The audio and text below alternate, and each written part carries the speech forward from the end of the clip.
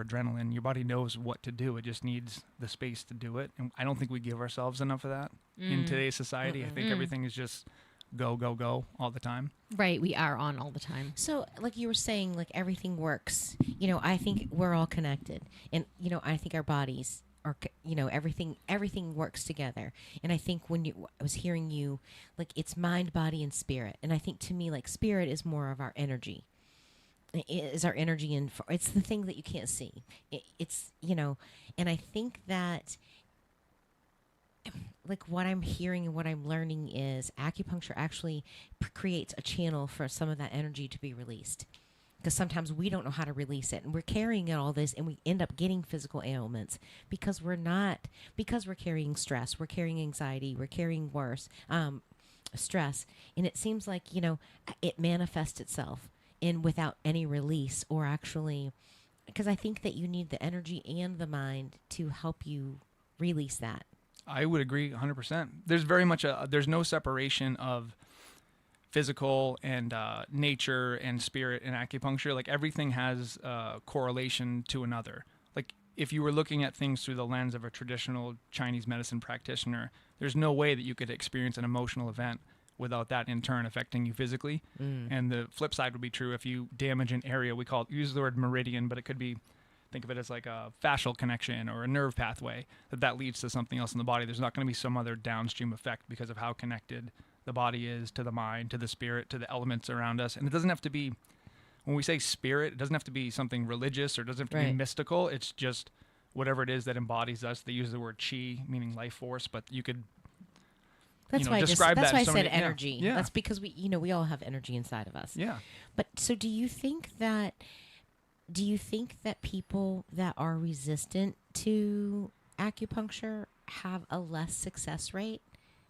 If you're thinking about mind, body, and spirit being connected, and in your mind you have a lot of resistance, like you have the fear of needles, and you're like, this is not going to work. Do you feel like that blocks their ability to heal, or to have the maximum benefit from it?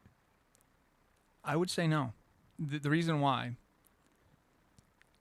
I have so many people, in my best cases, usually it's a husband or a dad who was sent to me because mom or daughter had good results with acupuncture, and they're like, you got to go see this guy. And I'll sit there with husband or dad.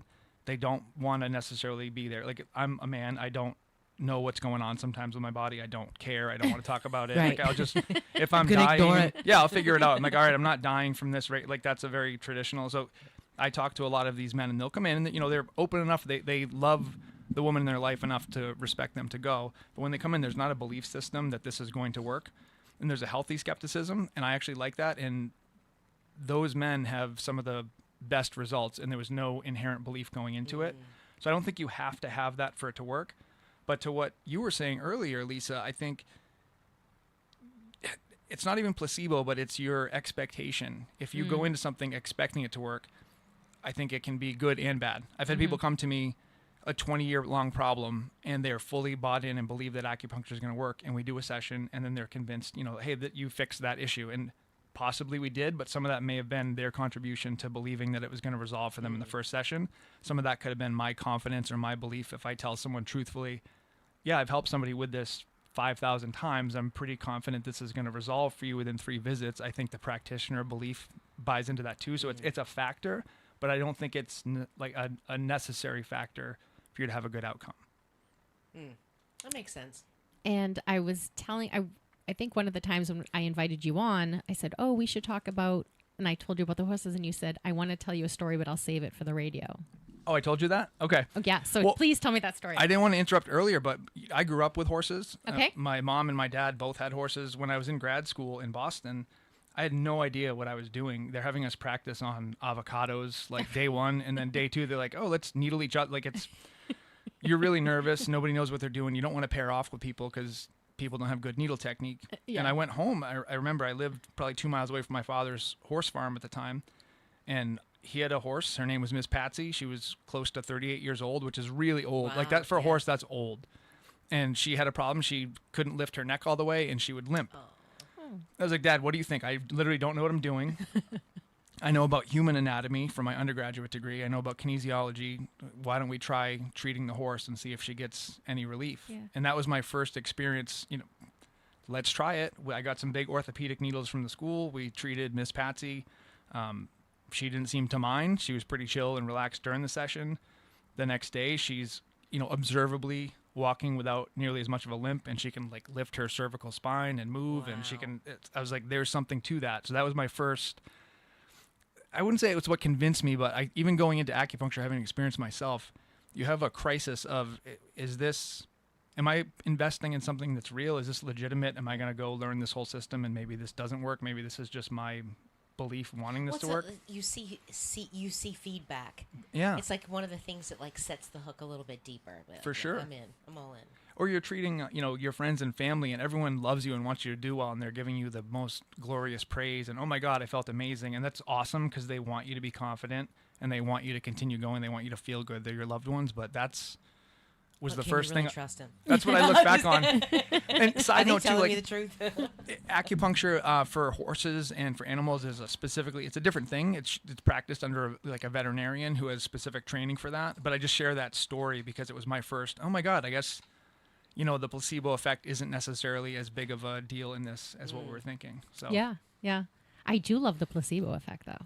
Oh my God, it's amazing. So we were starting to talk about Joseph Dispenza, Dr. Joe Dispenza, because I remember reading in his book, the placebo effect is so powerful that then when they're drug testing, doing drug trials, tests, they have to make sure it's more than 15 points because 30 to 35 points, 35% of people are going to get better with a sugar pill anyways. So they need it to be 55% of people get better with the medicine because really 35% of it's already just the pill. We need at least 20% for all these side effects and various things. And that put, when you want to believe something and you're like, oh, great, I have the vocabulary and I have some science to back me up now because I was going to believe this anyways. Yeah, Yes, you can find that really easy Yes. too. Yeah. Yeah. My confirmation bias. Let's give me vocabulary so I can be right. Let me read some more books. I think in our field, we've traditionally, I shouldn't speak for everyone, but I think we've been really scared of discussions around the placebo effect because we're worried of what it might uncover. And to me, I'm like, bring on the discussion. Let's say, I remember doing a thought experiment when I was in clinical rounds in grad school. Let's say this is only placebo effect. And then you have that logical conclusion of that. And so what? And you get to if people are experiencing the same results and it was scientifically proven that it's 100% placebo effect, my talk I had with myself is, would I still do this? And yes, I would, as long as ethically, you're not lying to people about, I would explain to people if we knew that, this is likely, I don't know, then that would probably undo the placebo effect. Right. You can have a discussion around it, but I think it's really interesting, some of the research behind that. Have you guys, I think it might have been Andrew Huberman or someone came out recently, they were talking about a study. And when I say studies, I like to pretend, I'm like, I didn't read the study, so I don't know. It could I be heard flawed. someone talking about the study. But it sounds and I trusted him. It sounds cool to be Yes. like, I was reading this study the other day, and it's me reading an article. And we love headline. Andrew Huberman, so it's probably the truth. It might have been him or I think Dr. Rhonda Patrick. Another very trustworthy person. Someone was talking about, and it was on a clip where they gave two separate groups a shake, and one group had completely same ingredients. One group, they told them this is high sugar, high fat, really bad for you, really decadent. And the other group, they told them this is a healthy shake, high protein. It was actually a healthy shake without sugar, carbs. And the group that they told it was a sweet, decadent shake had an insulin response based on what they told them. And the group that just drank the shake without being told that, they had a normal response to it. So it goes into if your brain is prepared, this is a sweet treat, I think this is decadent, your body will then follow what your mind is thinking. And I think that's really, really fascinating. I think there's something to that I wish we would study that more. Yeah. I love that because that's what I was saying earlier about mind, body, and spirit, and asking the question about, do you think people that are reluctant and resistant going into it, can they have a different effect? I love the placebo effect with Joe Dispenza. I'm in the process of right now, I've had 2 episodes with my heart that have really thrown me sideways. So I've been doing meditations, and I'm like, I think I feel like it's the same way that manifestation works. What you think about is what you bring about, and people don't realize the power. There's so much, even going back to century-old medicine. Like, we have the power and the ability to heal ourselves. I mean, talk about, even from a biblical standpoint, like, talk about miracles. And I think the miracles are, like, for a lack of a better word, was that that word originated. Because we have the ability to heal ourselves, and that's not normal. But I think it's the belief. So it's like alignment. So like the law of vibration, you know, you can't have the law of attraction without the law of vibration. So if you are going to attract healing to you, you have to believe it on some levels. That's how I feel. And I think that's what's fascinating. I think that's about the placebo effect. Just like when he was saying that, you know, versus the good shake versus the bad shake, you're already prepared. Like, okay, well, I'm going to sacrifice this. Like, well, all right, I'm going to take this. I don't want these calories. I don't want it to show up on my butt. You know, I got to get in a bikini in 2 weeks. You know? Yeah. But so I do think that it's actually kind of, I wouldn't say scary, but it's kind of eye-opening about how intentional we have to be with our thoughts every day. Mm. Yeah, your mindset, I feel like you can feed it as well with good things, or you can feed it with junk food.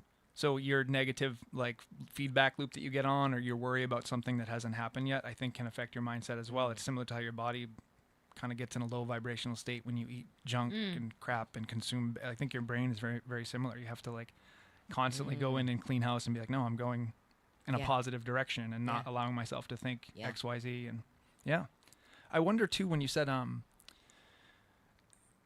the innate healing, I feel like that's been lost. I don't know where that came from. I feel like everybody, and myself, have fallen into that sometimes, of wanting a quick fix for something. And the idea that we are not only able to, like, think and manifest positive things, but also if you're thinking the wrong things, I think you can attract negativity to you.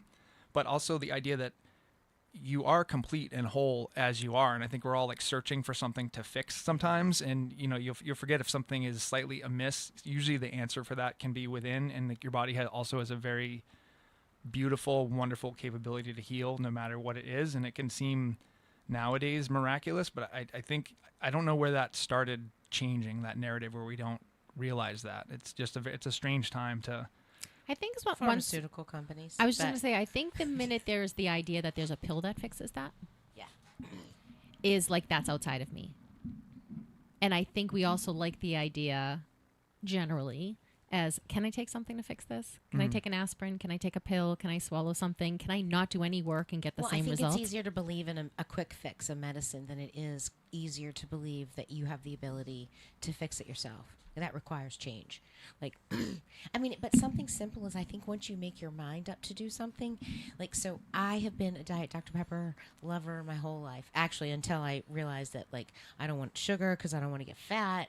You know, that was like back in my 20s. I was like, oh, I'm going to just go to switch to diet. But I love soda. I love the fizz. I love that. And I love it out of a can more than because I love that cold. And it's just that seltzer bubbly in the sweet little, it's not super sweet. But anyway, so Dr. Pepper has been my Achilles. And with this whole heart issue thing, I've been trying to make different changes, and I'm like, all right, well, there's times I have like 3 sodas a day, and I will have a cup of coffee in the morning. And so I wouldn't say I'm a huge caffeine person, but it's probably like, what can I do to eliminate and help myself be better? Once I made the decision, because I mean, there's times at night, like 10 o'clock at night, I'm like, I'm tired of drinking water. I will go open a soda and have a couple of sips of it just for that flavor and that, you know, it's like that fix. And then I'll leave it, and I usually dump it in the morning when I didn't drink, because I'm like, I'm wasting it. And just because I needed that little fix. And ever since the heart issue thing and trying to make some different changes, I've switched to the little tiny minis. And I literally cannot get through one of those a day. And I have like a half a cup of caffeine, and I haven't had any withdrawal symptoms or any of that stuff. And before, when I was trying to cut off caffeine, I'd had headaches, I was moody, like all these side effects. And I think, so I was just thinking to myself, wow, I wonder if it's that physical shift. Like, I need to do this for my body. And my body's like, hey, okay, we're going to do this smoothly. And so, I don't know. It could just all be BS. But I was like, wow, I haven't really had the same kind of reactions. And I haven't had the same cravings. So you feel like a big part of that was your mindset shift going Yeah. into it. Yeah. Like Of deciding. I am doing this. I will heal me. I am going to do what I am. And having that determination. And when I feel that pressure, that fluttery stuff in my chest, it's a little hard because you don't want your heart rate to go up again, and you're feeling that sense. So it's trying to like, okay, wait a minute, slow down, control your mind. But I'm also realizing I'm being much more intentional about what I eat, how frequently I eat, how much water I'm taking in, because when that fear sets in, I'm like, nope, I am healing me.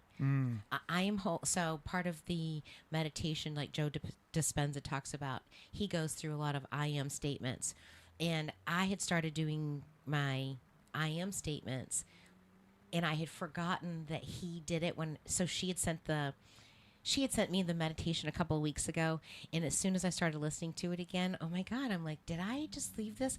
Because part of his healing meditation is I am whole, I am healthy, I am healed. And I've been saying that mantra over and over and over, but it's not just saying it, it's feeling it and believing it is where I think the power comes. And I think that's where the power comes in healing. I would 100% agree. And when you said that too, though, it's when you believe it is also when things start to slowly shift in the right direction, even if it's 10% towards the positive that you notice a change. Then when you restate it, the belief is backed up by something. And I think that's then it's almost like a momentum going. And it's like hard at first if you're in a poor state of health to get up and stare in the mirror and, what does he say? What did you say? I am healthy, I am whole, I am healed. That might be really hard to do at first when you're Not in the midst healthy. of a health crisis. Yeah.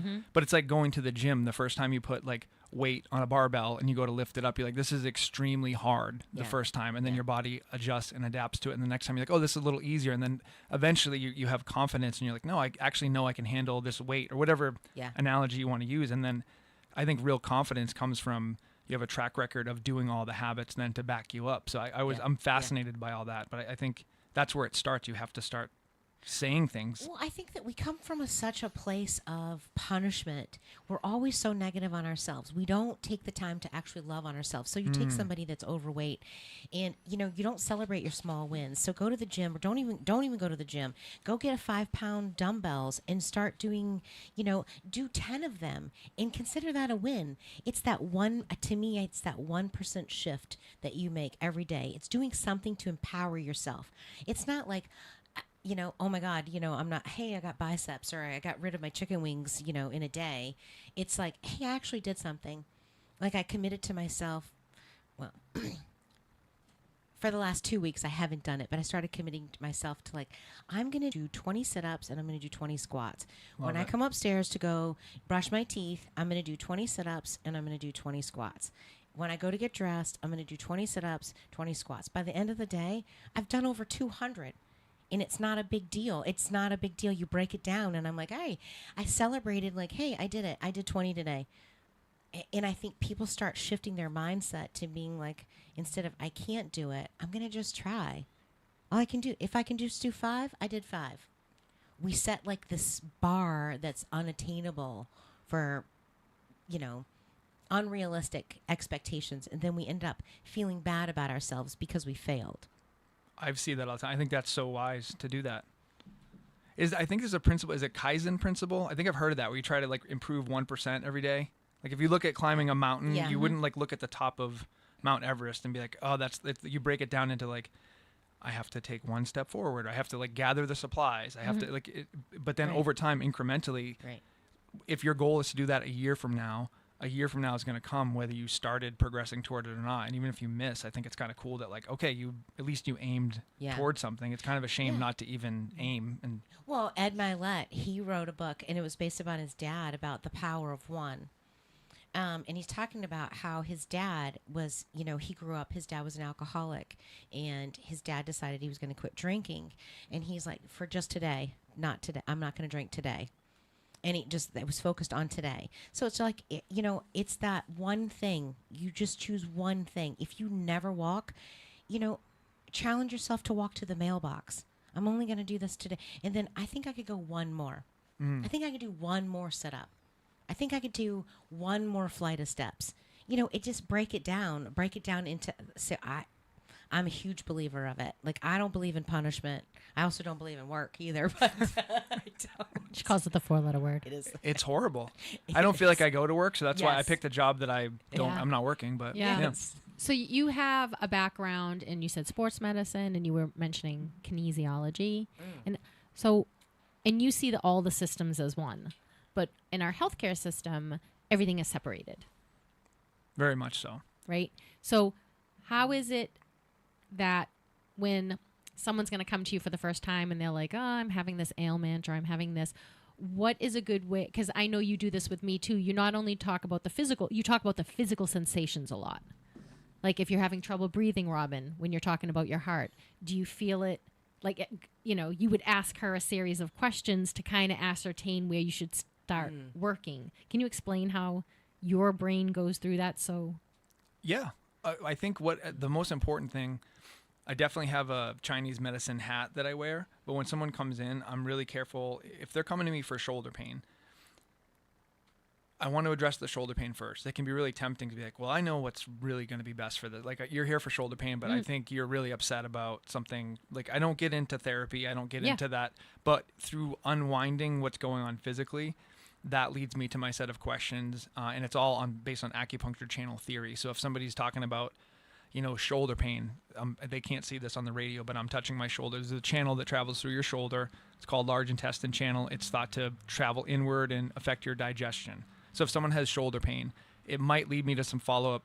Hey, do you have anything else physical going on today while we're working on this? Have you had any bloating with meals, acid reflux? And then, oh my God, how did you know that? And they'll lead down another path. And then you could lead you to, okay, you're experiencing that. I'm waking up at 3 a.m. My brain is like, oh, that's in Chinese medicine.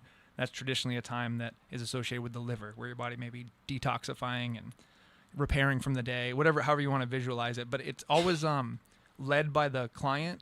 But then it's a very circular way of thinking. It touches on a lot. You're kind of going around a big circle of body systems. And if you ask the right questions, it starts to, it's almost like how do I put it? Like what are those paintings where you like fill in the colors? Yep. The dot painting. Yeah, like you can't tell what it is at first, but as you fill in more Paint by pieces, number. yeah, you start to be like, oh, it's a picture of a tree with a leaf. And like you get to start a clearer picture of what might be going on. And then the beauty of, I think, our type of medicine is usually you have long-term relationships with people. So it's building relationships. It's not transactional. So Lisa, who I've seen for years and years now, she can have a break from treatment. When she comes back in, we've had like really intense, tough talks about physical things. We've had really intense, tough talks about other things. And you can kind of draw a line of like, oh, this is her history. I know Lisa. She's not just a shoulder in front of me right now. So you can kind of tailor what you're doing to that particular client. So you get to know people really well, and that's how I practice. Yeah, and it's very interesting because I love the mind-body connection. I love the fact that whatever ailment you have, you can probably do something lifestyle-wise and get 70% better. Yeah. You know, I really think that's amazing, and I'm using 70% of a number. Well, we watched you do it. Yes. Yeah. When I had my AFib, it was debilitating. Like, there were so many times in the day I'm like, do I go to the hospital now? Am I going to drop dead now? Like, is it now?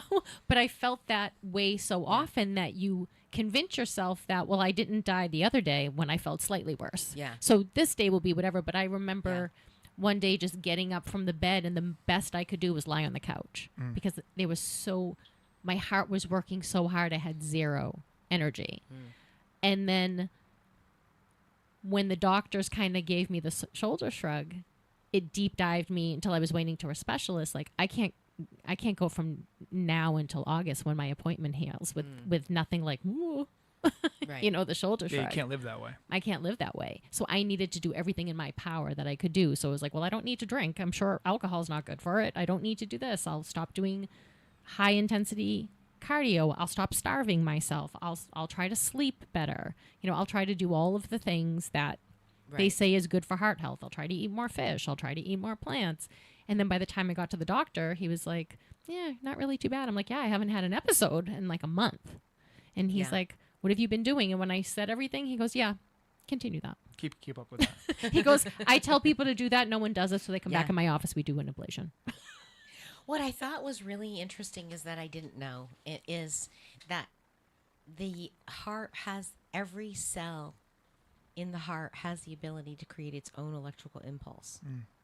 I did not know that. Is that true? I hadn't heard that particular fact. I had a cardiologist tell me at like 3:00 in the morning, so I could have heard wrong. No, but you didn't. So I also heard people who have third shift jobs, because they're not sleeping and they are really disrupting their circadian rhythm, their heart doesn't rest truly the way the heart needs to rest for a significant amount of time that it does in the repair cycle of REMs. Mm-hmm.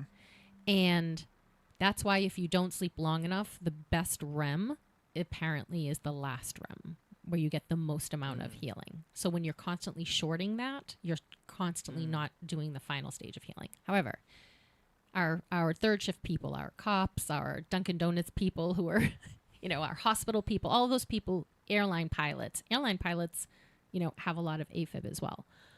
But what happens is, because your body didn't rest, your heart starts thinking like, I'll join in this party.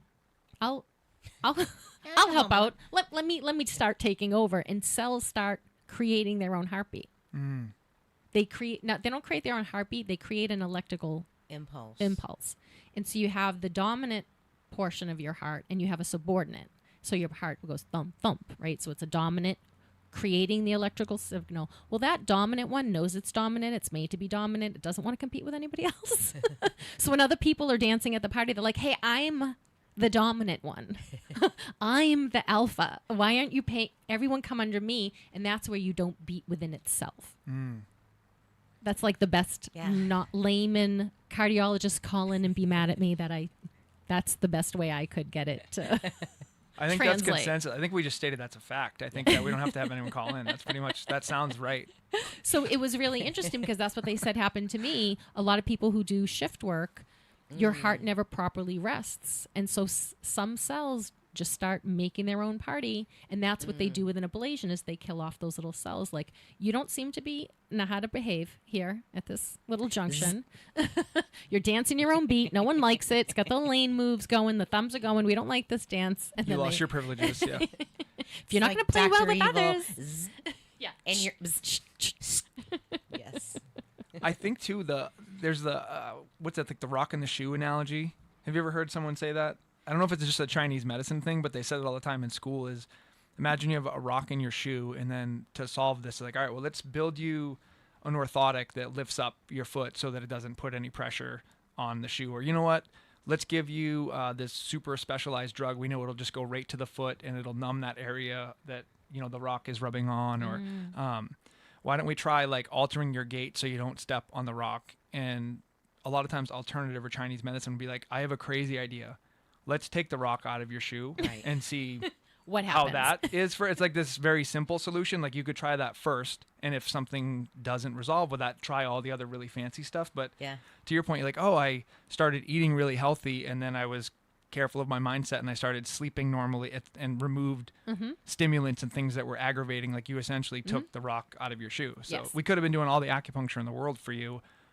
You would get way more bang for your buck. Just take the rock out of your shoe and try that first. Healing yourself. Yeah. Having the ability to heal yourself. And I think one of the things that, like, at least through the lens of acupuncture, I see there's so many layers to the body, right? I recently bought this map because I was going to try to tell you exactly what I was feeling in my knee. And I was like, I need diagrams. So there's I'm going to be his assistant.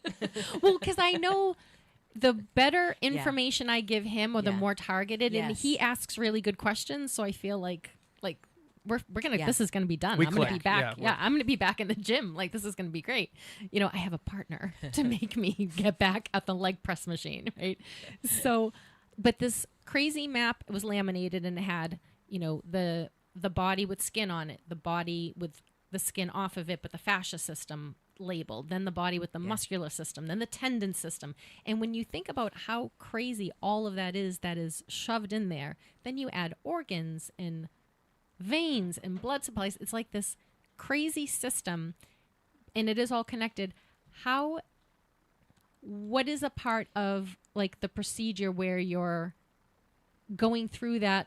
Is that why the needles only go so far in? Or like, what piece of that has to, like, the layering of the system? Do you see us as layers like that when you're thinking about the treating us? when I'm treating someone, I definitely have that visualization just from, I have a lot of background in anatomy, and that fascinates me.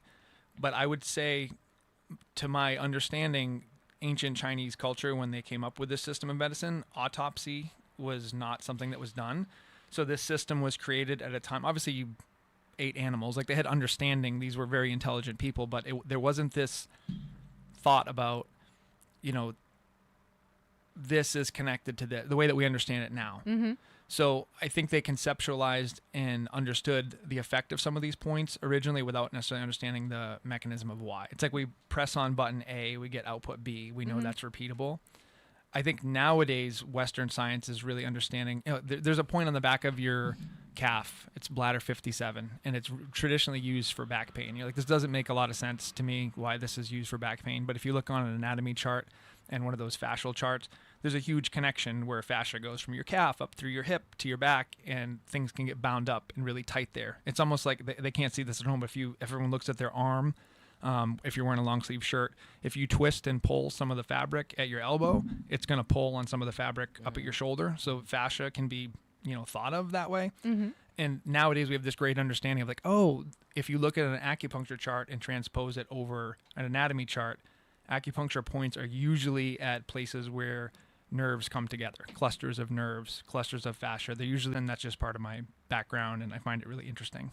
But So do you think that, so you were just talking about how how the human body is so complex. Do you believe in, like, I believe that we have 7 brains. Like, I believe that our chakras are part of our, like, Ooh, great conversation. yeah. Oh, I like where this is going. I'm sorry, continue. So I just feel like, I just was like, what is your feedback on that? Like, I think that, I think they're all connected, and I think that one controls, but you were like talking about how, you might have some intestinal issues with the shoulder and all of these things. And so I think that those are, I don't know, for the lack of a better word, or not to be, bohemian or the woo-woo. Just do the it. Chakra. I do believe in the bohemian or the woo-woo. Just do the it. Chakra. I do believe in the chakras. yeah, your description, to my understanding, is like the Ayurvedic system of the chakras, and there's a huge amount of overlap with Ayurveda and Chinese medicine. Oh, okay. But I'm by no means like I'm a white belt in Ayurveda. Like I know just enough to probably say all the wrong things. Yep. But I do think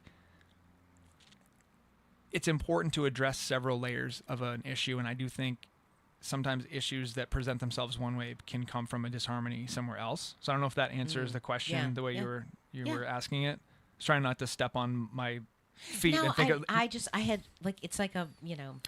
different emotions, and energy being stuck in one area, and energy being stuck in one area can cause these manifestations, and once you move that energy through that area, it will progress to the next area. And I think Ayurveda has the idea that you would want to ascend, right? Like you'd want to get everything balanced, and then you achieve Enlightenment. Is it enlightenment? Yeah. Mm-hmm. Okay.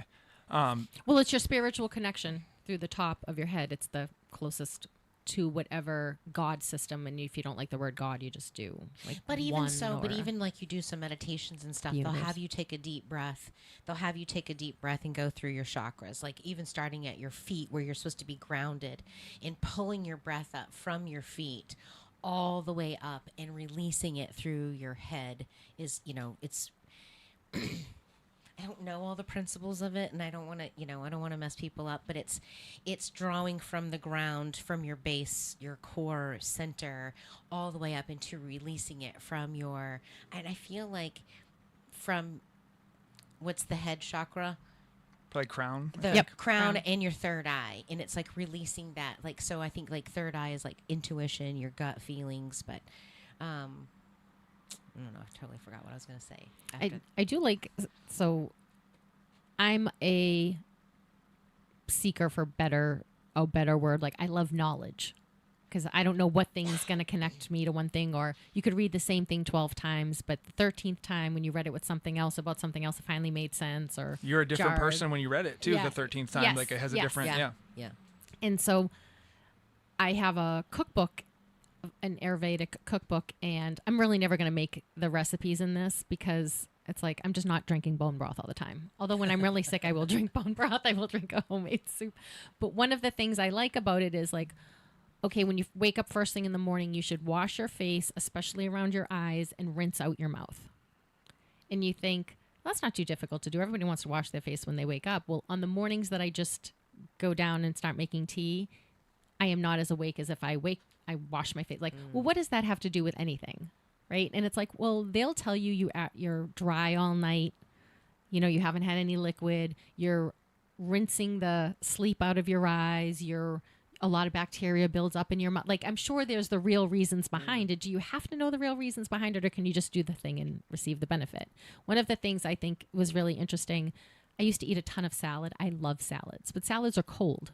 And in certain months of the year, or when I have a bad stomach problem, the last thing I need to do is be spending 3 hours digesting a cold carrot. Mm-hmm. But warm vegetables. It's like, so if you have a lot of digestion problems, start with like maybe soups and warm food, or warm salad, something that's been slightly cooked is easier for your digestion to handle. But just tips like that. Salad sounds gross. Well, think of chicken Caesar salad. Okay. Right, you'll put warm chicken and then the lettuce gets a little warm, but I will give you other salads. Sorry when we about get back. that. I was like, wilty warm lettuce. No, I know. That does sound gross. We're going to the top of the hour. You're listening to Lisa and Robyn on the mic. You can listen on WSMN, 1590 AM, 95.3 FM. You can watch, stream, and listen on WSMN.live as well as YouTube. I'm going to have a good salad when we come back. Stay tuned. We'll be back after these messages.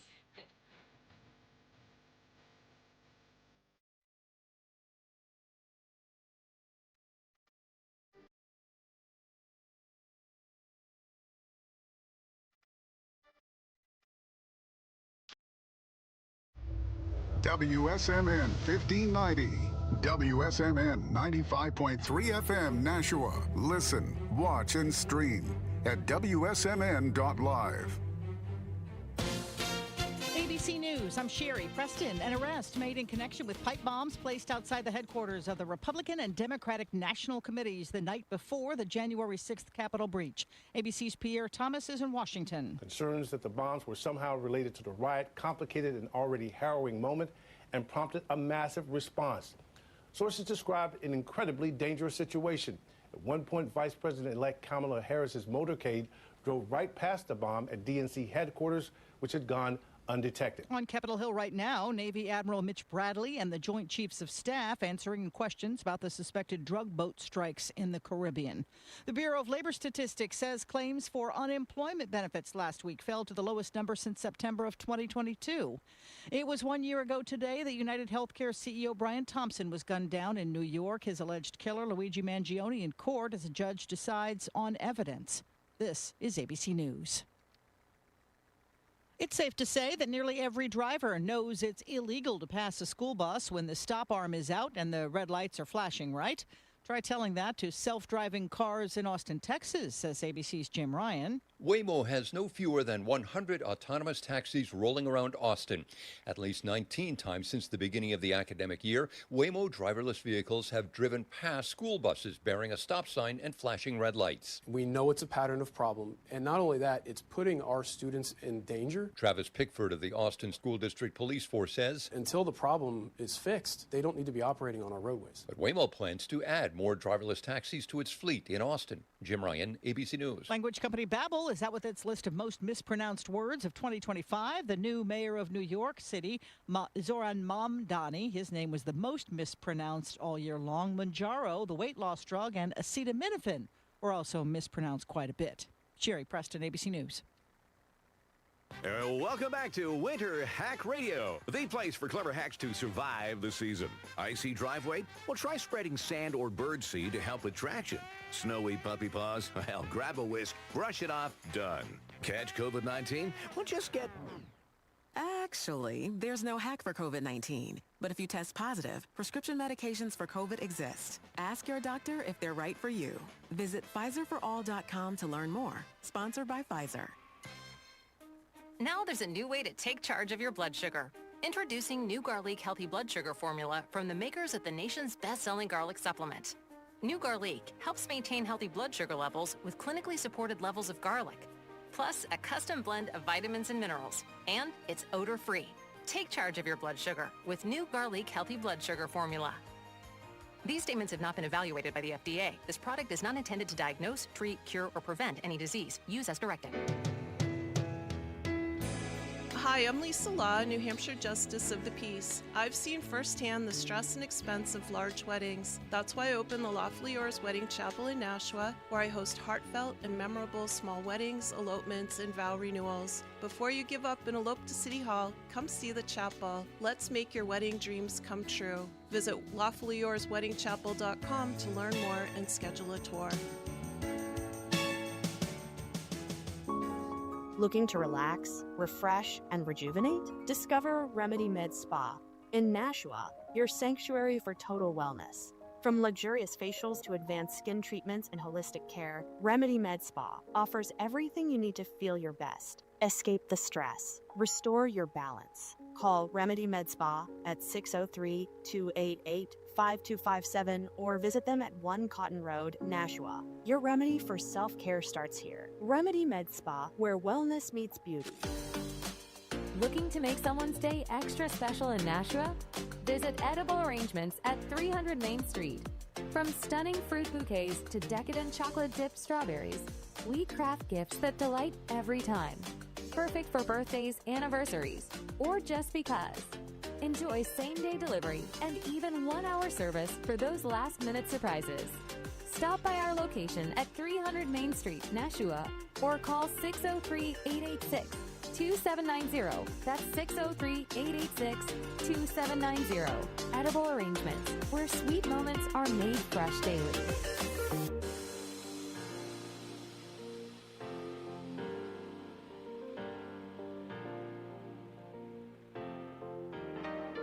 Struggling with thinning hair or hair loss? Discover Alma TED, the revolutionary, non-invasive treatment that helps you grow thicker, fuller, and stronger hair. Without pain, needles, or downtime. With just a quick 20-minute session, Alma TED uses advanced technology to boost blood flow to your scalp, revitalizing your hair from the root up.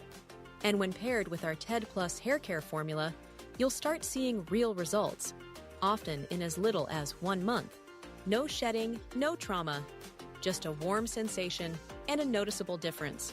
For more information, visit fountainsofhealthprimarycare.com or call 603-943-8923. That's 603-943-8923.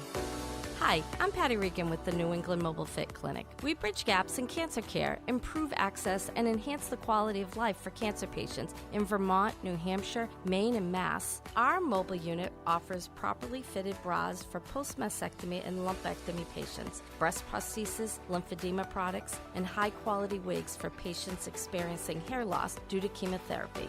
It's a compassionate and practical solution that addresses the unique challenges faced by those in remote areas. For more information, visit us online at nemfc.org or call us at 603-595-9447. That's 603-595-9447. And don't forget, we come to you.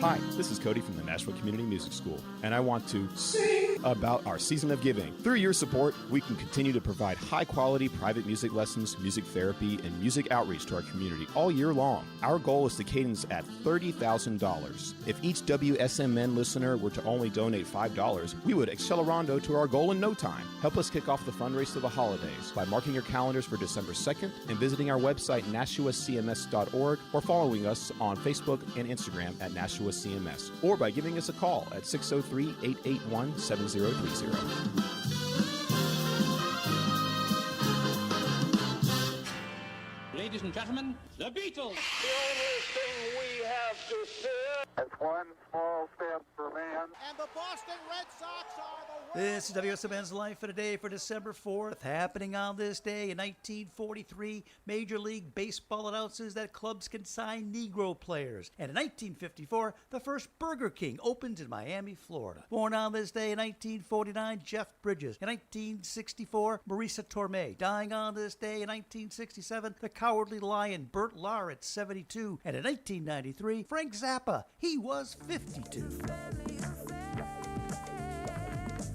And finally, on this day, in 1971, Family Affair by Sly and the Family Stone hits number 1 for the first of 3 weeks. And that's WSMN's Life for Today for December 4th. I'm Phil King.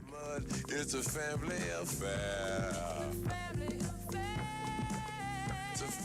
The views and opinions of the following show do not reflect those of WSMN, its owners, and/or associates. Lisa and Robyn are two fun friends diving deep into conversations where nothing is taboo. They believe in eating dessert before dinner and wearing the bikini.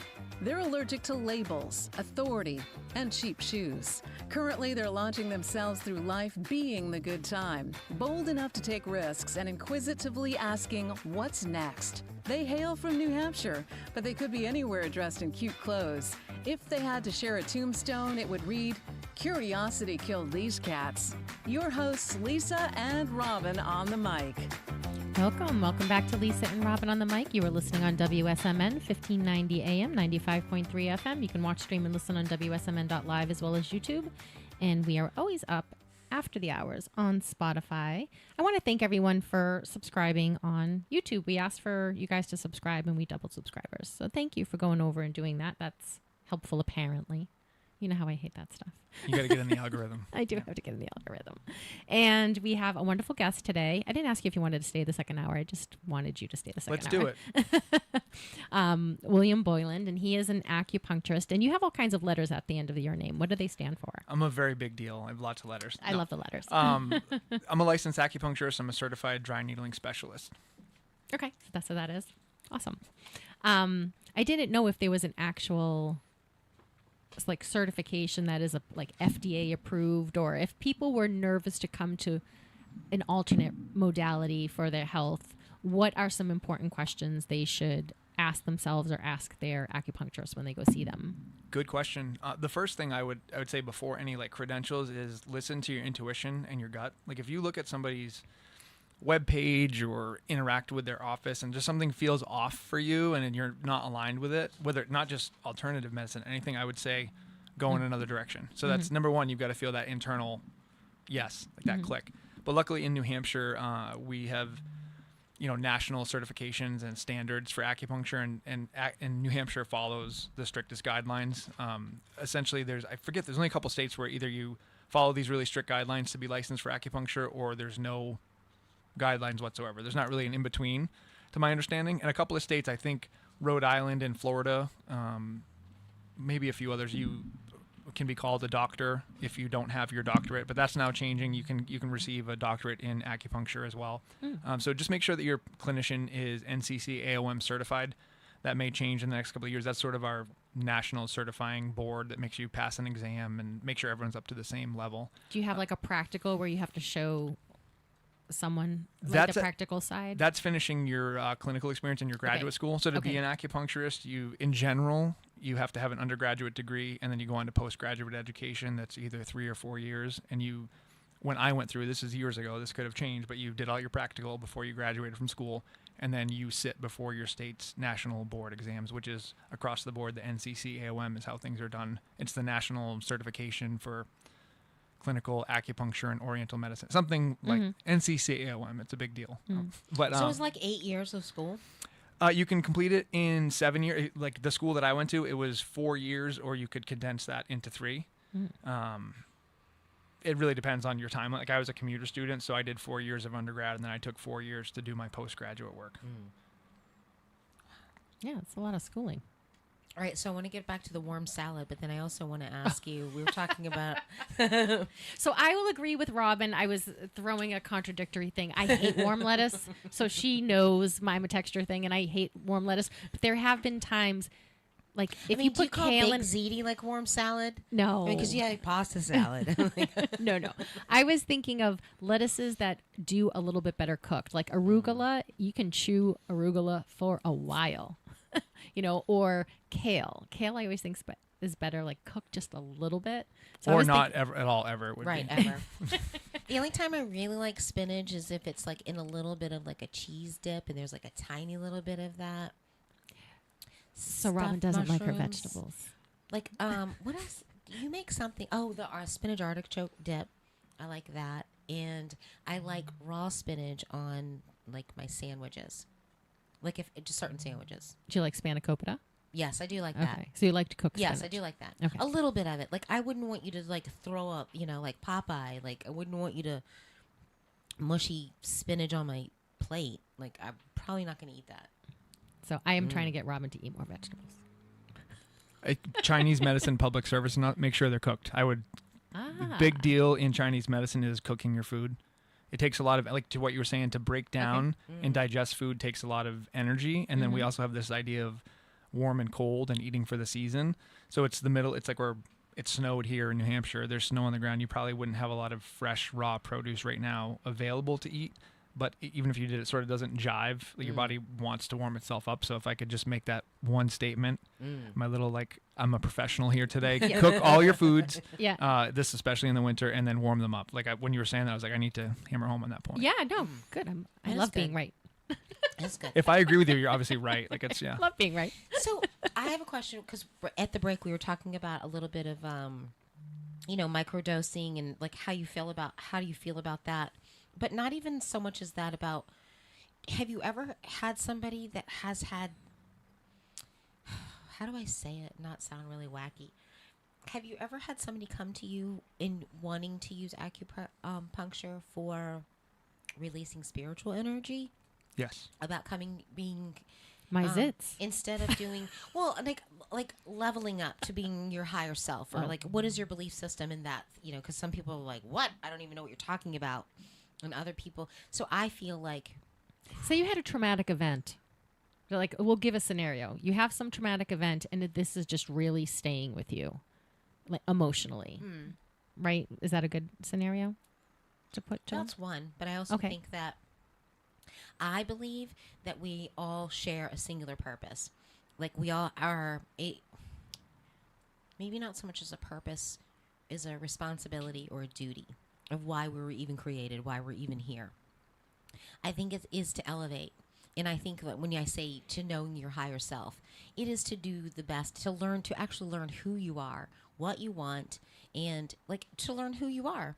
And I think that growth, and so what is our highest level of growth is a better way to say it.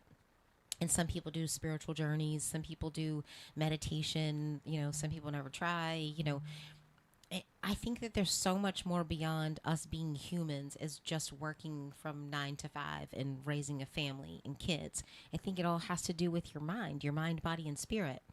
And so that's what I was talking about, like leveling up. Do you ever have patients or conversations where people say, hey, I'm feeling like I'm resisting. I'm having a lot of resistance in my life right now, or I'm really struggling with this? Yes. I've never had, I'm trying to think, I've never had someone come to me with their initial complaint being, like, I have something spiritual going on. I'm thinking to go to an acupuncturist. I think we all have these like social walls that we put up. And even if, people come to me with very traumatic things they're sharing, people come to me with emotional problems. They come to me with infertility is a perfect example of that. But I think it also depends on the person's belief system. Like to me, acupuncture is able to exist in a non-secular way. Like you can practice acupuncture without buying into any Eastern mysticism. You can practice it without thinking of any, Western Christian-based beliefs. But I also think the practitioner and the person that are coming together in that healing space also carry both of those frameworks. So the interaction with me with someone else might be very different based on what our two ideologies are. But what I have had happen several times is people that are comfortable with me and have been coming to me over time. Like we just shared off air, like kind of a experience you had that maybe was spiritual in nature or something else. And people get comfortable and have then asked me to intervene and help in that way. So it's really tricky because I don't think number one, I always tell people, and we joke about it, like I'm definitely not a therapist. Like, so if I ever give you any advice, for sure, Grain of don't salt. listen to, Grain of like salt. don't listen to anything that I say at all Right. because I'm a disaster as well.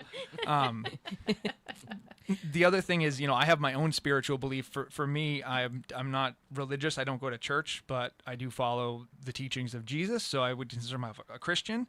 I think it's been interesting the number of times where someone will come to me with a problem and it's spiritual in nature. And to me, I give that up to, my higher power, and I ask for guidance to do the best for them. I try to remove my ego from the situation. I think it'd be really dangerous as a clinician or an acupuncturist to be like, I'm the healer that can fix this Right. person's spiritual problem, because that's all ego driven. That's me trying to play God and be Right. God, and that's not my role at all. I never would counsel someone to follow my belief set. Like, I don't need someone to be Christian to come to me. I don't look down on people that don't share my belief set. Right. And I think what you were saying was interesting about like plant medicines and opening things up. I think there's almost like maybe internet's not the right word, but outside of like I can touch this table and this microphone. I'm looking at you two. We're talking. We're existing in a physical realm. But I think there's a highway, almost like an internet of consciousness that's out there that sometimes I think you can tap into on your own, for sure. And I definitely think plant medicines open the door to you getting on that highway of consciousness. There's other, I don't know how I'd describe it, but there's other things that possibly exist in that realm. And I think you have to be careful when you open that door, what you allow to come in. And I think sometimes if you've invited things to come into your thoughts or your mindset or however you want, you don't have to even visualize it as a being or a spiritual thing. But to our conversation It's almost earlier, like the fabric. Are you ripping into this fabric? Yeah. Because I'm wanting to use that word now. Well, so one of the things, like my husband and I were talking about this, I believe that like the higher self, the higher, however you want to, or using plant-based medicines or, to help in bridging that gap. To me, I think it's I look at it as consciousness versus unconsciousness. And who was the guy that I look back in my notebook. He says that we're all a collective stream of consciousness. And we're I know all that astronauts said we're that. all part of it. We're all connected to this this collective stream of consciousness. So I think about like a lot of these where you're talking about bridging the gap, or like there's a highway. And so I think about it, at least in my beginnings of my understanding or learning and discovery, exploration of this whole process. I was calling it, the connection between our conscious self and our unconscious self. And I think that some people are hooked into their unconsciousness more so than other people are. So I think so say if everybody is born and they start out with a 6-foot distance between their conscious and their unconscious. I think there's some people that are only like a foot away from their consciousness, that having that connection. And I think that like even microdosing and all of these things people are learning that we want to bridge that gap. And I think that's part of, I know it sounds so weird, so I might not be saying it the right way. But I think that some people have the ability to, are very intuitive, that have the power to manifest or have the power to attract things way easier than other people. Because I think that they're connected to their higher consciousness. Does that make sense? I'm following what you're saying. When you're saying unconsciousness, I don't actually know the technical definition of these two words, so I'm not saying that you're stating it incorrectly. Are you meaning like they're subconscious or subconscious? Like yes. Things that are like they're aware of beneath this, like kind of integrating those two into a actualized person? Yes. Like I think it's what Maslow's hierarchy, Yep. like when you reach enlightenment. So with your framework, I'm kind of like working through this with you. This is like I'm trying to follow along, and this is super fascinating. Do you think some people are born with, like you talked about the distance, like maybe that distance is closer together? Yes. Like by default, like they Yes. enter the world with it closer together, and others might be born with it further apart. Yes. And do you feel like it's our role, all of us? You were talking about like purpose. To know our higher self. So some people are born with maybe more work to do to bridge that gap than others, where some people just enter the world, and that's, or do you think even the people that are born with like an understanding of both and they're pretty integrated, do you think you can improve that over time? Yes. With like, and I think that's our responsibility. Gotcha. Is to learning who our true self is, and to be able to tap into our conscious and subconscious. Chris was telling me, and I'll have to look it up, and somebody else can take the floor. There's so many levels of different levels of consciousness. There's like conscious, unconscious, unconsciousness. So there's like 5 or 6 different levels of consciousness. Consciously unconscious, consciously conscious. Anyway, I can look back and look at it. But I do believe that people are born, and maybe it's the influence too of their parents, their genetic, or oh gosh, that's even going way back if you believe in reincarnation. That if you believe that you've been here before, there's some people that believe in reincarnation and believe that we've actually chosen to come back as, I've actually chosen to come back to be me in this life. I'm familiar with that idea. And so, like, even our friend Nick and my husband Chris, one of the sweetest things he said to me, and I'm still new to it, so I don't know if I know that there's a part of me when he says it is very drawn to it, and I have a very visceral reaction to it, and I don't know why, even though I don't know if I actually believe in the reincarnation. So I'm on the fence. I'm trying to be open. But he said, I found you before. He was like, I will find you again. And it just made me very teary, like, because we have a very strong connection. And when it's good, it's good. And but even Nick was talking about that, and he's like, oh yeah, we've known each other for centuries. And I'm like, well, I mean, when he says it, there's something inside of me that there's like a peace, there's a calming, like there's almost a knowing, but my conscious brain is like, nah, I don't know what you're talking about. Gotcha. Hard to buy into. So that's that. So that in between. So whether you call it subconscious, your unconsciousness, I don't know what you call that, but I think people are born closer to it. I wonder too, in that scenario, if, let's say there is some type of connection you have with a person, whether it's like a healing relationship, a friendship relationship, you have the sense of, I've met this person before, and let's say one person feels, I've met you a million times, like you're my best friend in the world. Whether that's true, like what does true even mean? Like I don't know how we can even tell what true, but if they believe that, it's essentially true for them. And what's the difference really? Like, you know what I mean? Like you could have a different experience and not necessarily buy into it, but does it change the dynamic of your friendship or how you two feel? So it's like interesting to think about for me. Like I grapple with those things as well. I'm like, I don't think I believe this or that, but then I'll challenge some of my other beliefs and I'll be like, well, I believe this and that's pretty ridiculous, but yet I'm discounting this other thing over here. And so it's just really interesting to think about. But when you were just saying that, what I was visualizing was, let's say he's wrong and you guys, there's not that connection, like you have it right now, and does it make it any more or less valid or worthwhile? I know someone's like lying to you and trying to manipulate you, not you, but I'm saying like, I think that could be something I would look out for, but that could be my conscious brain being skeptical. And well, it kind of brought up to the thing about when you were talking about, as a healer and as a doctor, trying not to have your own views, or inject your belief system, whatever, no matter what your belief system is, from political, religious, healing, whatever your belief is, you try very hard not to. And I think us as humans, like, have a responsibility to not do that as well. And I grew up in a Southern Baptist hellfire and brimstone church where, if you have a bad thought, like I remember being a kid and being angry at somebody and having these bad thoughts in my head, and like now feeling guilty and bad about it, going to bed at night thinking I'm going to go to hell for having a bad thought. Like it was just and so to come from, I don't think that I'm a religious person. I feel like I have a very strong connection with God. I feel more spiritual is what I say, because spiritual can be a lot of different things. And just because I call it God, this next person might call it Buddha. It could be anything, but the belief system, look at all religions. it's always looking at a higher power. It's always a higher source. So whether it's Jesus or Buddha or Gandhi or, whoever,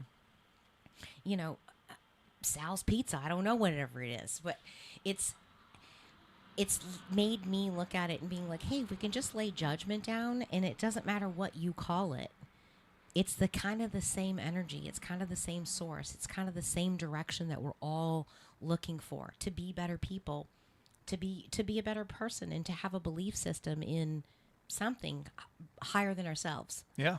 I think most religions are, a framework of how to interface with this physical reality, and that the reality that we don't know what happens afterwards. So I think it's really valuable to look at where they overlap. And even amongst people that agree, they might be in this category, like we've grouped them. Okay, you all believe in Jesus, you all believe in this. Even the people that are in this category, then there's all kinds of different subdivisions of like, no, this didn't have. So I don't think there's no like one truth that will apply to every single person. You can only find with your discernment what your personal truth is. So I think it's really interesting to think about that and try to, be open to other ideas. Like I've reached where I'm at spiritually in my life because I had bad experiences, maybe with other religions, and you try on other things almost like a outfit, and you're like, oh yeah, like what does Buddhism have to offer me? And you take a couple nuggets from here. It's like, oh, what does Shintoism have to say about, inanimate objects and like worshiping, the earth? Like, there's all kinds of things that you can take. And then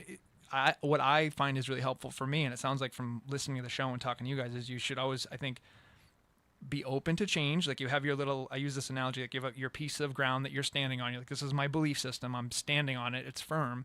But you should also be open to poking and prodding and questions about your belief system. Because if you can defend your belief system, and I don't mean in a defensive way, but in a way that like logically makes sense. You're like, oh, now I'm firmer on my belief system. But if someone pokes and erodes a little piece of what you're standing on, you no longer believe it. Like, okay, now I need to step over here, and now my belief system is this new circle. And I think that's so valuable to do and not stay stuck and rigid, and I don't know, just kind of cool to think about. Stagnant. Yes, I think you should always be curious. But to get back to, if I can bring this conversation to before we talked about warm salad and ruined everything, ruined lunch for everybody. Just, I'm going to say mac and cheese is a warm salad.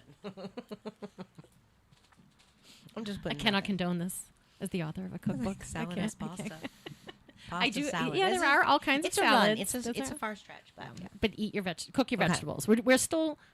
Robyn doesn't eat vegetables. We're not gonna. I have gotten better. You are getting a little bit better. And I don't know how I was going to tie this to what we were talking about before, because then I digress too.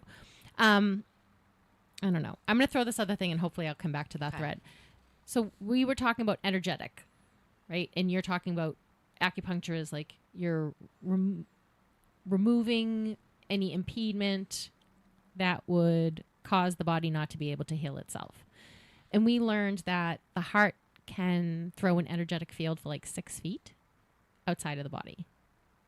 And now we're learning that the stomach has a brain. And then we're learning that calves are actually baby pumps like a heart, because your heart can, like, we're constantly learning all of this new technology. Like, we're learning through new technology more and more things to explain stuff. But isn't it interesting that you're going back to a system that's over 5,000 years old and it still works? I find with that no knowledge. Some of the best evidence for it is that it's stood the test of time. Yeah. I think it's almost so simple that I think that's, you remove complexity. Like if there's a machine that's really complex, it could do beautiful things, but there are more pieces in the chain where it could break down. And Chinese medicine is so deceptively simple. It's like eat the right food, rest the appropriate amount of time, move the appropriate amount for your body, and get acupuncture when something is stuck. And I think about it, they age well, and they don't have cellulite the way we do. That could be like a cultural thing. A lot of other cultures, I think, that move more than we do. Even if you go to like Europe, people like walking everywhere, it's really fast. I think that's simplicity is like a feature of the system. It's not a bug. It's not like a software bug. It was like designed that way, and I think that's okay. Yeah. Sometimes we look at it as like a shortcoming. Oh, this is so simple. Like, no, it's actually really good. Yeah. When we talk about energy, do you feel like you're a good energetic judge? Like when people come in, can you feel their energy? Or is it yeah, I'm trying to think how to answer that. My initial thing was to say yes, but I probably would only remember the times that I judged something correctly. Like it's confirmation bias. If I'm like, oh, this, you know. But I think everyone, if you're using your intuition and discernment, I think we're all really good at that if you get out of your own way. So the way that all humans are, yes, but I think I'm pretty good at pattern recognition. So that's what I've, over the years, I can kind of tell. Like you can tell when someone's limping, it's like, okay, this energetic pattern or. Yeah, that could be just the way their my gates brain off. is. Yeah. Something like I enjoy looking at those things and I'll spend time. It's not in a judging way. Like if we're out in public, I'm like, oh, that person is carrying this. Like, oh, maybe there's something wrong with their ankle or what. I'm really big on like body language, and I try not to interject that. Like, I think you can run the risk if someone walks in, you're like, what's wrong? You're like putting them in a state of what's wrong. Like let them tell. But then when it's something, when they share it, you're like, oh, okay. Like check it off in the mental bank. Like, cool. This is this person's way of displaying that something's wrong. Like that now stays in the file for them indefinitely. And you might, so. I'd like to think I'm good at that. That'd be cool if I was good at it, but I actually don't. It's so hard to judge. Yeah, I was just wondering because we talk about energy all the time, and then it's so exciting to talk about, like you have the internet and Instagram. I follow these physics pages, and then they're talking about it on such a deeper scientific level that you're like, well, if I can't really understand this, can I just believe it and figure it out? Yeah. Are you talking about like quantum physics and entanglement? And yes. I love all that stuff. I love entanglement. I am fascinated by entanglement. So I talk about this all the time on the radio. So I apologize if you've heard it a million times. But we're drilling phenomena, Annie Jacobson talks about how the U.S. government and other governments were trying to figure out psychic abilities, like and how it works and all that other stuff. And it's a very cool book called Phenomena. And she talks about how the guy who made the lie detector test was like bored one night, everyone's gone home, and he hooks up his lie detector test to a plant that the secretary had on her desk, and he tries to set it on fire, and the plant generates an electrical impulse as an alarm. And he's like, well, that's not possible. Yeah. So then he cuts the plant in half, moves it in another room, half of the plant, puts electrodes on the one that's out there, puts electrodes on the ones in here, registers trying to light one on fire, and the other one registers it. Wow. They are no longer connected. Like that's entanglement. Definitely quantum entanglement. And I'm fascinated by this because I think I was sort of thinking about entanglement when you were talking about conscious, not conscious, reincarnation, all of that stuff. We just watched Flatliners for the first time. I've seen that. It's a That's the 80s Halle movie? Yeah, Yeah, 80s movie where they're trying to figure out what happens after you die. And so then that brought up the whole thing about what happens after you die and reincarnation. And I remember when my father passed away, immediately after he passed, I could have sworn he was in the room with me. I woke up, I physically saw him, he spoke to me, and then he was gone. And I was like frightened to death because it was the opposite of everything you could ever think or believe or understand, especially for that age of myself. And then of course, people are like, no, that was just your dream state. You were really dreaming of him. I'm like, no. It was very long story short, I'm very angry at God. I'm not going to believe in God because I'm very angry. Right. But I'm going to try on every other religion when you say try on stuff. I'm reading the Buddhists. I'm reading about the Indians. I'm reading about the Native American Indians. I'm reading about, I'm like, I like this. I like the Jewish religion. I like Sabbath. I like the idea of a day of rest. Like I'm picking and choosing this But why carte not? blanche Why buffet of my God-shaped hole needs a little filling. And then my husband's grandmother dies, and I have a very specific experience. And now I'm like, I know we don't die. Well, our body physically dies. I know our energy system doesn't die. We like to call it the meat suit. Yeah, this is our meat suit. Yeah. So because you think about it, we're our energy. Right. We're all energy. But because this desk is energy, and it's just because our body dies doesn't mean our energy dies. I don't believe that. And I do believe that I don't know how it exists. I don't know anything about it. That's why this other stuff is so interesting. Explain to your dog how you turn that computer on. Like they don't get it. Like you're not designed to get it. Right, but it still turns on. Yeah. So do you really need to know everything about it? Well, yeah, it's like there's that meme going around. Like you can believe in Wi-Fi, you can believe in Wi-Fi, but yet you don't believe in other spiritual energy. Like I can get Wi-Fi signal here on my phone, and it's not hooked to any computer or some hard drive. But And I also believe in the telepathy, and I believe in knowing. Like, how does a tree know to be a tree? How do our cells know to be the cells they're supposed to be? Like, there's all some kind of knowing that happens. Yeah. We can't explain it. Well, so to go back to the point we were talking about between the conscious and the unconscious or the subconscious, the two that are trying to, our purpose is to, I think that some people are born more intuitive. I think that people are more open or more sensitive to energy than other people. Like, for example, like, not to toot my own horn, but I think I'm a very sensitive creature. Oh, we know we're sensitive. I can lots of problems about the sensitivity. So a lot of times when I walk into an unfamiliar place, I know that I have a wall up. Like, I'm not going to see, because I don't usually walk in and be like, oh my God, hey, I don't show my real me. A perfect example of it, and it's silly, but I can tell when my kids walk in, like my kids can tell when they walk in, like the minute I see their energy, and I don't even have to be looking at them. It just, the minute I'm cooking and my back is to her when my daughter comes home on the weekends, I already know how kind of, just by the way that she's walking, I know what she's bringing. I know the way he walks up the steps, or I know that as soon as Chris walks in the door, like, I'm met with that energy. So I'm like, either that or, so when I got home from the ER that night going to bed, I was trying to regulate my own body and keep my heart rate at a certain point, and he was spooning me. I know it's TMI maybe, but he's spooning me, and I could feel his heart beating. Like, he's like, because a lot of times when I would get into these little mini episodes, he's like, hey, he would put his hand on my chest, and he's like, breathe with me. And I would mimic his rise and fall. I would hold his breath. I literally could not have him spooning me because I could feel his heartbeat against mine, and it was a different beat, and it was already making my heart race harder. And I'm like, so being a sensitive and like being intuitive, I think that like people have a different connection. And I'm like, either that or I'm just like neurotic and a wacko.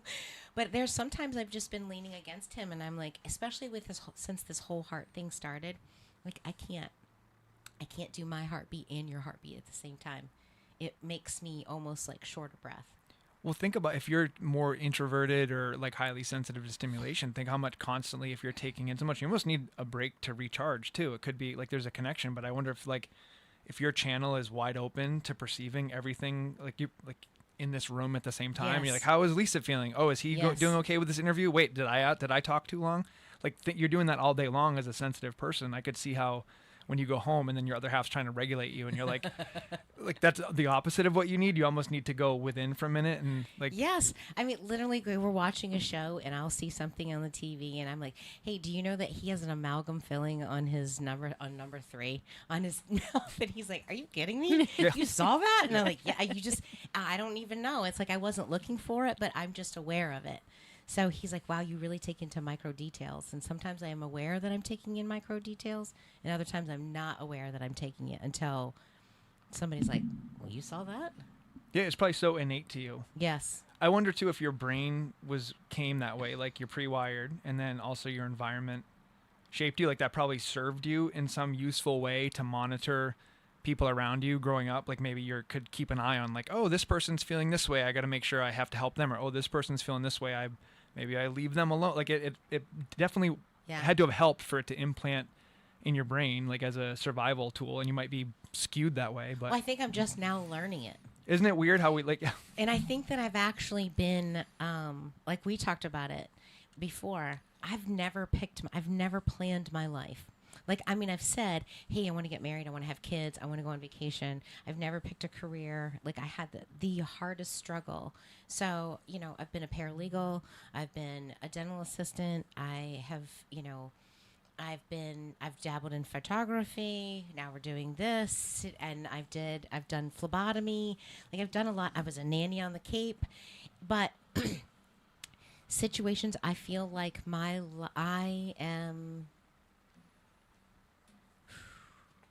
I don't feel like I'm the orchestrator of my life. I'm just, it finds me. Is that a better way to say it? Is that would it? Yeah, that be the better way to say it? Yeah. I feel like I'm open to. She's a good receiver. Yes. So I don't feel like it's mine to define it in a certain way. I mean, by certain parameters, yes. And we are so opposite that way because I will China shop through, like bull China shop through. Like if I want that, I'm just going to go through that wall and I will hit my head on that wall 17 times in a row until we get through the wall or I'm injured on this side. Yep. I will drag dead horses up hills. Yep. And I have like some, really good friends would be like, are we dragging the horse up the hill? Is the horse dead? Because like even in a real estate transaction or something, it's like, is this dead? It's not dead. Yeah. Until it's dead. Well, I'm like, do you really still want to buy it? Yes. Do you really still want to sell it? Right. It's not dead. Yeah. We will figure this out. So I think it's not that I don't define because I do have I have a huge wish list. And I have a huge bucket list. And I'm But you're not myopic to a goal. Yes. I mean, but I've also defined, hey, I want to have nice things. Like I said, I want a pair of Louboutins. I'm going to have, I like nice things. I like certain labels. But I said, I want to live in a house with a pool. I want to have this. I want it to look like this. I don't care. I just have a knowing that it's going to come. I don't have to go out and set for it by picking my path. Like I want to have a Jeep. And so one of the easy ways, my first husband and I, we got divorced, and I was a stay-at-home mom raising twins that were 7 at the time. So I hadn't worked in 8 years, because I was high-risk pregnancy anyway. So when we got divorced, I literally had like $16,000 cash in my name and to start over a whole new life. And I was like, well, I want my kids, I can't afford private school, so I want my kids to live in Amherst because that has one of the highest good school systems that I can afford. I'm like, I want a Jeep. So I couldn't afford a Jeep at the first time. And so I went to go look I had a Jetta at the time, and it was running down, and I'm like, well, I want bucket seats. I didn't define anything other than a bucket seats for the back seat for the kids because we're going to be doing some road trips to Virginia. So we went car shopping. The kids, Chris, he's like, hey, this is ridiculous, and I'm like, no, because they're at every car dealership, and we went way down in Mass too. And I said, no, I want to have a car payment. I need to buy a car, and I want my car payment to be no more than $150 a month.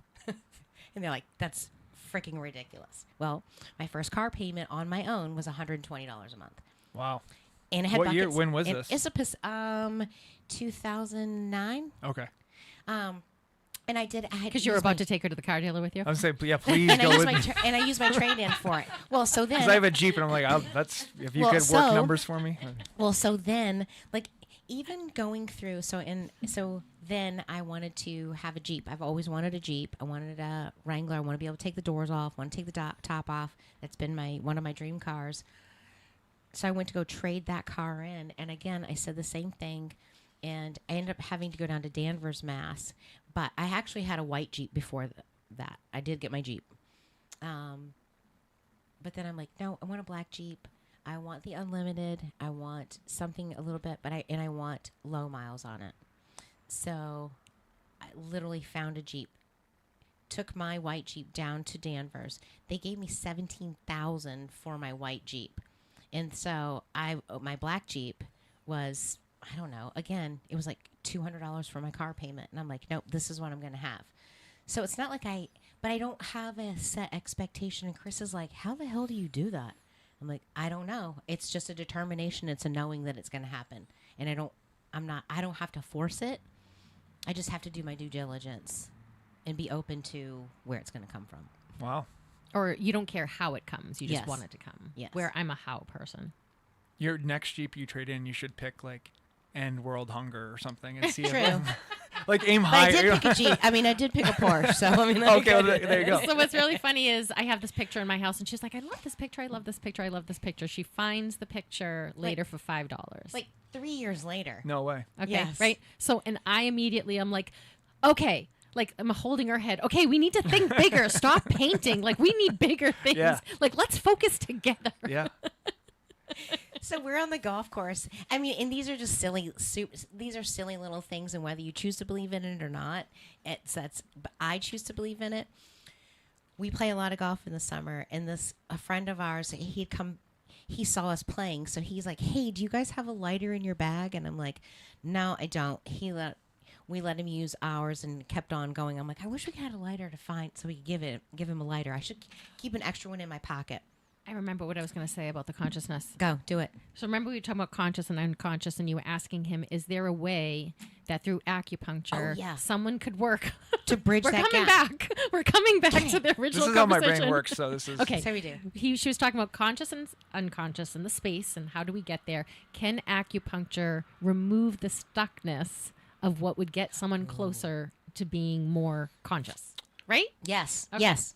There's not like a set of points that does that. I think anytime you're working on yourself and you're undergoing any type of transformation or whatever energy is exchanged, I think that's definitely a possibility. I've had people report that, but those sorts of things I personally feel like are beyond my immediate control. Like I would love to sit here and be like, yes, I'm the ego, like I'm so good. Yes, I could push that button and have that happen for you. Yeah, you'll have 4 little needles on the top of your eyes and you're enlightened. Just come in. It's a patented method. You know, it's $10,000. You come in and I will make sure you're enlightened when you leave. But like all the chakras though. Like acupuncture, all my chakras. But I think if a person was close to that or ready for that or that was bound to happen, and I'm a big believer in when you talked about physics and entanglement, sometimes I feel like I'm the person that's on someone's path at a certain period of time, and I try to really stick close to it. I think it's possible for anything to happen, but there's no, unfortunately, there's no enlightenment. But I'm point. wondering so it's kind of the same thing. It's not like bladder 47. I haven't found it yet, no. Well, it's kind of the same thing as like, you know, it most of the time, the reason what keeps us from, you know, moving forward or is us. Elevate is that resistance. And have you ever had somebody come in and be like, hey, I'm stuck? I have resistance. Well, it probably manifests as something. Always. Yes. So many times people, when I get them up at the end of a session, they'll share like some really profound dream they had if they fell asleep, or some really profound vision, or like a solution to a problem presented itself. And it could be that the acupuncture is magical and mystical and connecting them to their mind, body, and spirit. But there's also the idea of sometimes you think of things when you're in the shower because you're doing another activity, and then the part of your brain that needs the resources to solve it that's running in your subconscious can actually do it. So whatever the mechanism is, I've heard those stories all the time. I think it's awesome and part of what happens, but I wish I had more. I wouldn't say I wish I had more control over it, because I don't want to be in control of that, but it would be cool if I had more guidance to tell people like this is tapped into it. Yeah, or I think being trusting. Or that you could predict, like, I can do this with this. Yeah. I think that's the danger of my type of medicine, is you can get really caught up if you're not careful in like, oh, I fixed that, or I did that, or I'm so good at this, or I'm so good. And whenever you start thinking that way, then like the next person that comes in it won't resolve. So I think it's really important, not just acupuncturists, but all clinicians, you need to really remove your ego from the transaction. Like your job is to do your best. And sometimes if you're not at 100%, you're at 60%. Your job is to give 100% of that 60% that day to the person. Like your job is to be consistent and to treat everyone a certain way and do your best, but it's really not ultimately up to you. Like you could do everything right. And 10,000 other clients have come to see you and you fix their hip pain or their back pain, and someone could come to see you, like your close friend, like Lisa, come in, I need you to work on this and fix this for me. And I could be like, I know exactly what to do. And if it doesn't resolve for her, sometimes that's not within my control. And you have to really separate yourself from that, because you'll get really high when it goes well. But if it doesn't go well, you can get really low of like, man, I've really failed, Lisa. Like I can't believe, and it's not really all about you. So it's kind of true what I think it was was it Stephen Pressfield, or when he's talking about don't be attached to your successes and don't be attached to your losses. And you know, because a lot of times we set our ego or like our worth by our losses and our failures. You see The War of Art? Yes. Yeah, it was in that book. That sounds familiar. Yes. I love that book. Just just show up and do it. Like, yeah. I mean, definitely celebrate your wins. You know, celebrate your wins, but don't being attached to, like he talks about how business owners and entrepreneurs get caught up in the success or failure of their business, and it's attached to their ego, it's attached to their pride, their insecurities, and he talks about letting that go, because sometimes that's maybe just being open to maybe that's because that's not the path that you're supposed to take. Maybe this is an indicator. Maybe this is why the reason why you're meeting resistance is because you're supposed to go in a different direction. Something like that. But back to my lighter. Yeah.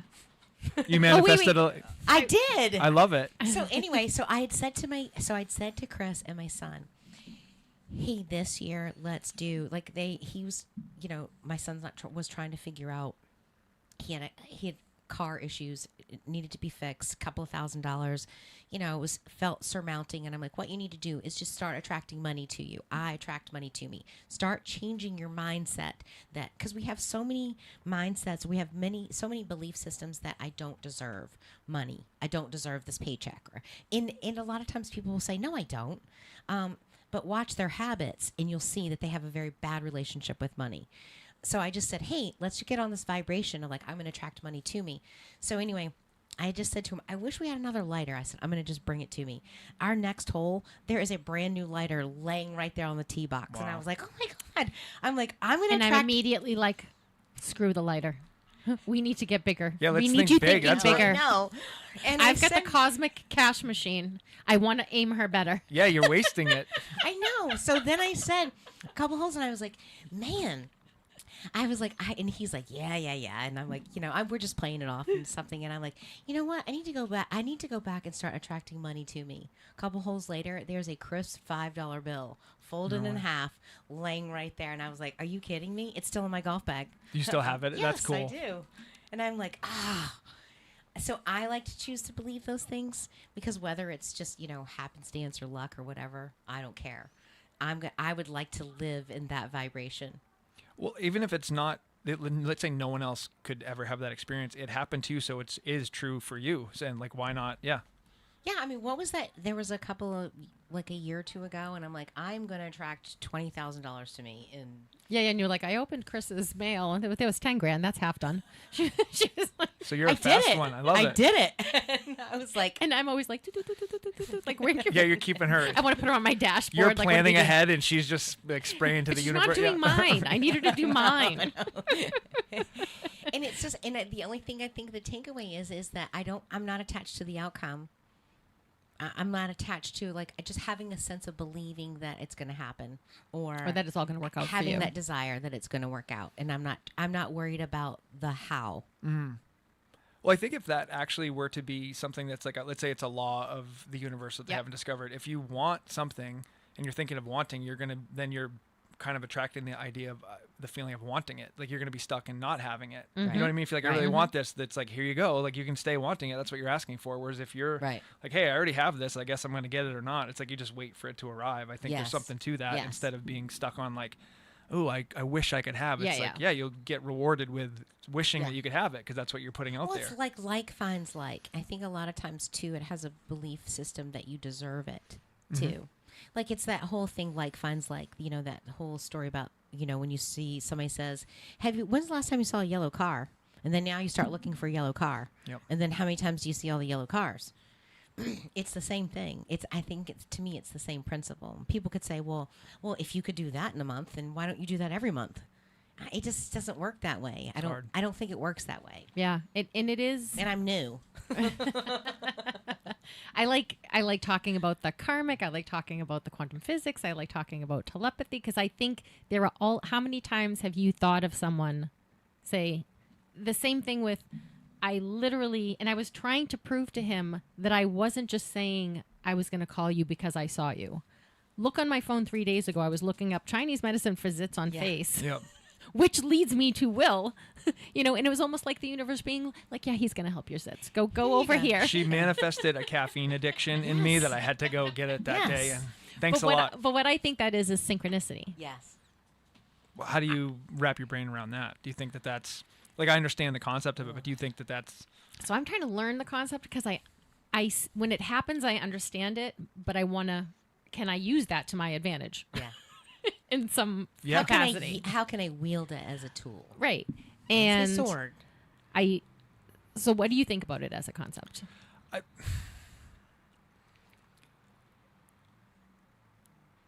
Sometimes I wonder, like, if you're being given like messages, about things that you're supposed to, you're deviating from a certain path, and then and I think you could look at this from like a theistic or atheistic like framework. I don't think it has to be spiritual. It could be like maybe your own pattern recognition is so strong that you start noticing. But I think it's whatever we're interfacing with in this world, or this universe, is something is trying to communicate with you. And if you're a believer in spirituality, you'd think it's something higher than you, and if you're atheistic, you might think it's your own brain. But I think it's really important to like acknowledge it and listen to it, because you wouldn't just like stop and recognize something without it there being a purpose to it. Or, when you're thinking of someone and then they come in, okay, it's like, what is that about? Is it possibly I'm only remembering the times that I was correct? Yes, but like, why did I? Why am I remembering this particular time? Because there's a million times where I could think about putting my socks on and I picked a pair of white.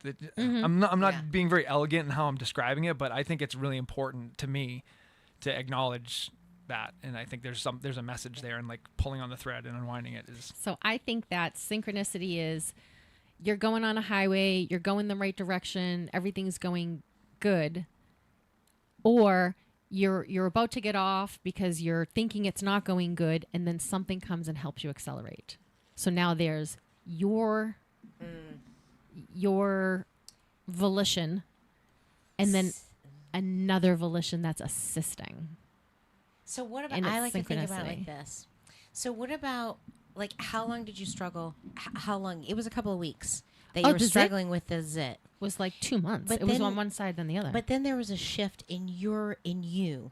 So I think about alignment, and I think about there was a shift in you that said, what can I do to heal? What can I do outside of myself to heal this? Well, I was screaming at myself, what are you telling me? Right. Why are you so unhappy? I hate sits on my face. But then the minute that you start being open to, like, looking for an outside source, maybe him being there, see, that's alignment, synchronicity. And I think that's the universe giving you what you needed, is having that. And I also believe in telepathy, because I'm like, isn't this perfect? Because now I have to go and do it on my phone right now. Will, thank you for joining us. Thank you for having me. This was great. Attracting it. Oh, so be sure, where can we find you? The Acupuncture Clinic of Bedford. I'm on Instagram, Facebook at the Acupuncture Clinic.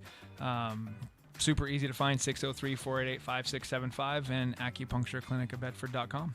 Highly share recommend. it on our page. Thanks, highly recommend. Thank you for joining us. Yes, Appreciate thank you. You're listening to Lisa and Robyn on the mic. Until next Thursday, have a good one. WSMN 1590, WSMN 95.3 FM Nashua. Listen, watch, and stream at WSMN.live.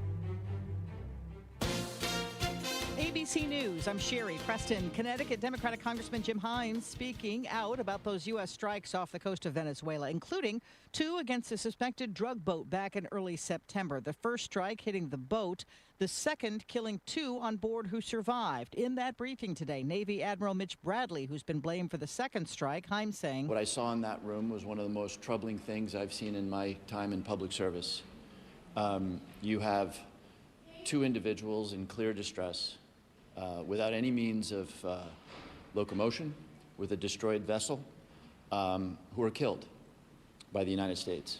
In Northern Virginia today, an arrest in connection with 2 pipe bombs that were planted at Democratic and Republican headquarters in Washington the night before the January 6th Capitol riot. Federal agents launching the latest immigration crackdown, this one in New Orleans. Masked agents seen patrolling a heavily Hispanic suburb. This is ABC News. A CDC panel is meeting today to consider dropping the hepatitis B vaccine for newborns. Here's ABC's Steve Osinsami. If this happens today, there will be many people who will be upset by this in public health and who will certainly blame this new CDC advisory panel that has been handpicked by the current Secretary of Health, RFK Jr., who is a lifelong vaccine skeptic. Dr. Paul Offit is one of the nation's preeminent vaccine experts. He's at Children's Hospital of Philadelphia and says the vaccine against hepatitis has been more than 90% effective at preventing the illness in newborns and others. It wasn't because they were using intravenous drugs. They just had relatively casual contact, sharing, say, washcloths, towels, toothbrushes. And I don't think people realize how contagious this virus is. This virus is 50 to 100 times more contagious than AIDS. Wintry weather settling in. The coldest temperatures of the season are sweeping out of Canada into the Midwest today and will reach the Northeast by tomorrow. Sherry Preston, ABC News. between all the holiday parties, weekend tailgates, and family get-togethers. Oh, they're here. Hey, who needs something to drink? we've been overindulging a little more than usual. Thank goodness we both added active liver to our diets to give our livers some much-needed support so we have the energy we need to enjoy the holidays.